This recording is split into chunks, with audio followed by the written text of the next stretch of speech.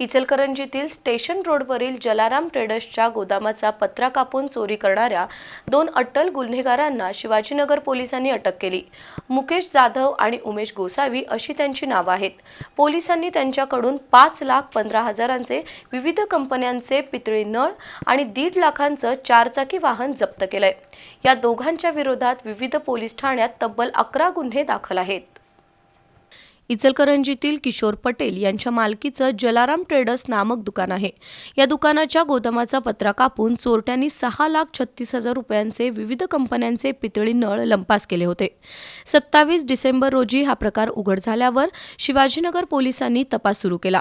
दरम्यान एका संशयास्पद 4-चाकीतून निघालेल्या मुकेश जाधव आणि उमेश गोसावी या दोघांना पोलिसांनी ताब्यात घेतलं। त्यांच्याकडे कसून चौकशी केल्यावर त्यांनी पटेल यांच्या दुकानात चोरीची कबुली दिली।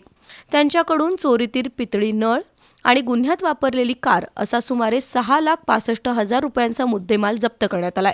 या दोन्ही अट्टल चोरट्यांवर जयसिंगपूर, शिरोळ, कुरुंदवाड, वडगाव, मुरगुड, राधानगरी पोलीस ठाण्यात 11 गुन्हे दाखल आहेत। सदर घरफोडीचा गुन्हा हा डेक्कन चौक ते पंचगंगा फॅक्टरी या दरम्यान जे जलाराम ट्रेडर्स नावाचं दुकान आहे ते दुकान फोडून केलेला होता। आमच्या दिल्लीच्या पथकानं शिवाजीनगर पोलीस ठाण्याच्या त्या ठिकाणी अत्यंत शिताफीनं या गुन्ह्यातील 2 आरोपींना ताब्यात घेतलं आणि ताब्यात घेऊन त्यांच्याकडून जवळपास 6.5 लाखाचा मुद्देमाल त्या ठिकाणी जप्त केलेला आहे। आणि या दोन्ही आरोपींनी पूर्वी जवळपास 11 गुन्हे केलेले आहेत आणि सदर आरोपींकडून 100% मुद्देमालाची रिकव्हरी त्या ठिकाणी करण्यात आलेली आहे। दरम्यान या दोघांना इचलकरंजी न्यायालयानं 3 दिवसांची पोलीस कोठडी सुनावली आहे। यावेळी उपाधीक्षक विक्रांत गायकवाड उपस्थित होते।